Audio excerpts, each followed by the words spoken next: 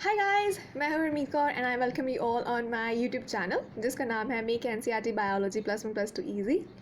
So this is my very first YouTube video and I'm very excited about it, and I hope that my YouTube videos will help you understand biological concepts better. So without wasting any time, so let's start with unit number 1, entitled as Diversity in the Living World. So in this unit, our first chapter is the living world, and inside this chapter we have 4 subheadings. The very first subheading is what is living, number 2 is diversity in the living world, and number 3 is taxonomic categories, and number 4 is taxonomical aid. Now in today's video we are just going to cover the very first subheading known as what is living. So let's start with it. In this subheading, we will learn about 4 features of living organisms. The very first feature is growth, second is reproduction, third is metabolism, and fourth is being conscious. But हमारा जो question है, जो main question है, हमें ये पता करना है कि इन चारों में से कौन सा डिफाइनिंग प्रॉपर्टी है सारे लिविंग ऑर्गेनिजम्स का. दैट मीन्स कोई भी नॉन लिविंग ऑब्जेक्ट इसमें नहीं आना चाहिए और कोई भी एक्सेप्शन नहीं होना चाहिए. Right, so let's start. Okay, the very first feature of living organism is all living organisms grow. Right, बिल्कुल grow करते हैं ये. अब देखते हैं ये grow कैसे करते हैं. How they grow? The very first reason is increase in their cell number, and the second reason is increase in their body mass. अगर हम cell number की बात करते हैं तो reason behind increase in cell number is cell division, which could be mitosis or meiosis. Right अगर हम multi cellular organisms को कंसिडर करें, उनमें जो प्लांट्स होते हैं उनमें cell division throughout life, उनकी होल लाइफ में देखी जाती है. अगर हम एनिमल्स को कंसिडर करें, up to certain age only they show cell division. Right now but हमारा क्वेश्चन क्या था कि जो ग्रोथ है वो डिफाइनिंग प्रॉपर्टी है लिविंग ऑर्गेनिजम्स की या नहीं. राइट अगर हम यहाँ पे नॉन लिविंग ऑर्गेनिजम्स का एग्जाम्पल लें, सो वो ग्रोथ शो करते हैं. Interesting ना. So yes, they show growth, but how? But in their case the growth is external. बाहर से growth होती है. कैसे कहेंगे कि उनमें growth हुई है? उनकी surface के ऊपर कुछ materials accumulate कर जाते हैं. This material could be dust or anything else. और अगर हम लिविंग ऑर्गेनिजम्स की बात करें, उनमें जो ग्रोथ होती है वो इनसाइड होती है. अब आप यहाँ पे देख सकते हैं कि नॉन लिविंग ऑर्गेनिजम्स भी इस कैटेगरी में आ गए, वो भी ग्रोथ शो करते हैं. सो दैट इज़ अ रीज़न हम ये कह सकते हैं कि जो ग्रोथ है वो लिविंग ऑर्गेनिजम्स की डिफाइनिंग प्रॉपर्टी नहीं है. Right Okay, now the second characteristic of living organism is reproduction, and reproduction is what? It's a production of progeny possessing features more or less similar to that of their parents. And we know that reproduction is of 2 types. The very first is sexual reproduction, which is seen in plants, animals, humans. And the second type is asexual reproduction, which is seen in lower organisms like fungi, yeast, hydra. सो यहाँ पे मैंने कुछ examples enlist कर रखी हैं जिनमें asexual reproduction होती है. Very first example is fungi, जिसमें एसेक्सुअल रिप्रोडक्शन होती है एसेक्सुअल स्पोर्स के थ्रू. राइट और सेकंड एग्जाम्पल हमारे पास ईस्ट एंड हाइड्रा, उसमें क्या होती है बडिंग. प्लेनेरिया फ्लैटफॉर्म, उसमें क्या होता है ट्रू रीजनरेशन. अब हम बात करते हैं fungi, filamentous algae and protonema of mosses की. इनमें क्या होती है fragmentation. There is one more important thing to note कि जो सिंगल सेल ऑर्गेनिजम्स हैं जिनको हम यूनिसेलर ऑर्गेनिजम्स भी कहते हैं, for example bacteria, unicellular algae and amoeba. Now here reproduction is synonymous with growth.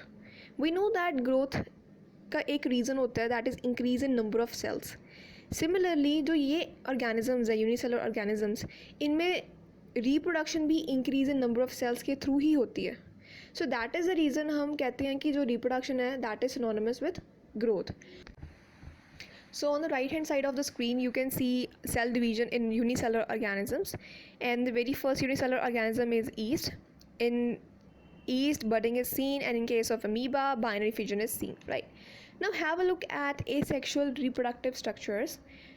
The very first example is of zoospores, which are present in Chlamydomonas, and second structure is Conidia in case of Penicillium, and third structure is bud in case of Hydra, and fourth one is Gammules in case of Sponge.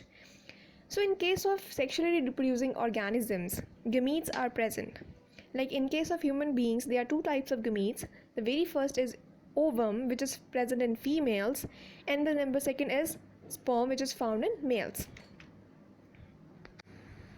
चलो यहाँ से तो हमें पता लग गया कि जो रिप्रोडक्शन है वो लिविंग ऑर्गेनिजम्स का फीचर है. बट हमारा क्वेश्चन क्या था, हमें ये पता करना है कि जो लिविंग ऑर्गेनिजम्स का डिफाइनिंग फीचर वो रिप्रोडक्शन है या नहीं है. अगर हम कुछ ऑर्गेनिजम्स को कंसिडर करें, जैसे कि म्यूल है, वर्कर बी है और इनफर्टाइल ह्यूमन कपल्स हैं, उनमें रिप्रोडक्शन नहीं होती. So because of these organisms, so ये हमारे पास एक्सेप्शन में आ गए. इनकी वजह से हम रिप्रोडक्शन को all inclusive defining characteristic of living organisms consider नहीं कर सकते. एंड वी नो दैट जो नॉन लिविंग ऑब्जेक्ट्स होते हैं उनमें तो रिप्रोडक्शन होती नहीं है. So they are not capable of reproducing और replicating by themselves, right. The third characteristic of life is metabolism. And जैसे कि हमें पता है जो लिविंग ऑर्गेनिजम्स होते हैं they are made up of chemicals, and these chemicals are small और big, belong to various classes and they perform various functions. अब क्या होता है कि जो ये केमिकल्स होते हैं they are constantly being made, बनते रहते हैं और ये कन्वर्ट होते रहते हैं बायोमोलिक्यूल्स के अंदर, राइट. अब कुछ रिएक्शंस होती होंगी जिसकी वजह से जो केमिकल्स है कंबाइन हो रहे हैं, टूट रहे हैं, जिसकी वजह से वो बायोमोलिक्यूल्स में कन्वर्ट हो रहे हैं. उन रिएक्शंस को हम नाम देते हैं metabolic reactions. And these metabolic reactions occur simultaneously inside unicellular as well as multicellular organisms. अब सारे ही लिविंग ऑर्गेनिजम्स में थाउजेंड्स ऑफ रिएक्शंस होती है, मेटाबॉलिक रिएक्शंस, राइट. अगर आपको मेटाबॉलिज्म के बारे में थोड़ा और जानना है तो देखिए राइट हैंड साइड पर क्या है हमारे पास. We have two types of metabolism. The first one is catabolism. इसमें क्या होता है, जो बिग मॉलिक्यूल है, लार्ज मॉलिक्यूल है, वो छोटे मॉलिक्यूल्स में टूट जाता है, राइट. और इसके साथ क्या होता है, एनर्जी का रिलीज होता है ना. Energy is in the form of ATP. और सेकेंड है हमारे पास एनाबॉलिज्म. एनाबॉलिज्म में क्या होता है, there is synthesis of large molecule, जिसको हम कॉम्प्लेक्स मॉलिक्यूल भी कहते हैं. इसमें हमें चाहिए होती है energy. Now here energy is used. अब ये मेटाबॉलिक रिएक्शंस बॉडी के अंदर कहाँ हो रही हैं, सो डेफिनेटली सेल्स के अंदर होती हैं. अब एक क्वेश्चन ये भी अराइज होता है कि जो ये मेटाबॉलिक रिएक्शंस है क्या हम इनको आउटसाइड द बॉडी डेमोन्स्ट्रेट कर सकते हैं. सो येस, हम कर सकते हैं. हमें क्या चाहिए, cell free systems. For example lab के अंदर हम टेस्ट ट्यूब्स में इन रिएक्शंस को परफॉर्म कर सकते हैं.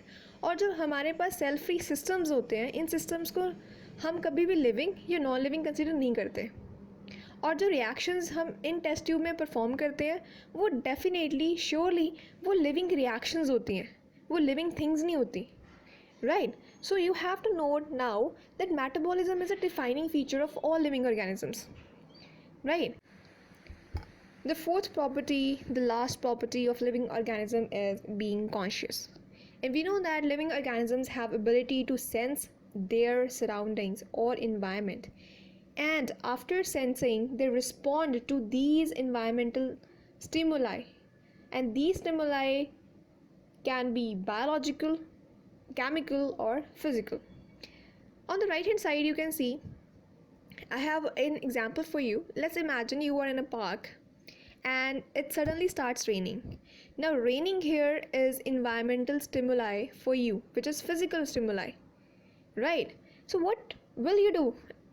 So definitely you will get an umbrella, right? So you are going, running, and getting an umbrella is a response that you showed to the stimuli.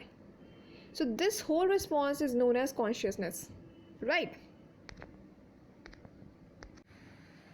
Now the question is how we sense our environment. So definitely answer to this question is through our sense organs.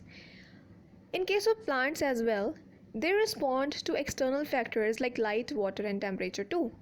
So we can say that all organisms are aware of their surroundings. Only organism who is aware of himself is human being.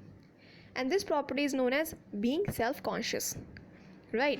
So at the end, we can conclude that being conscious is a defining feature of all living organisms.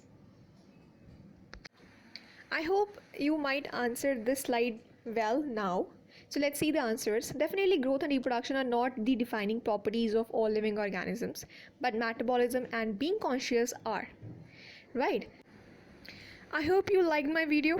But still, if you have any doubt or any suggestion, just go to the comment section and write it down. I'll try to solve it as soon as possible.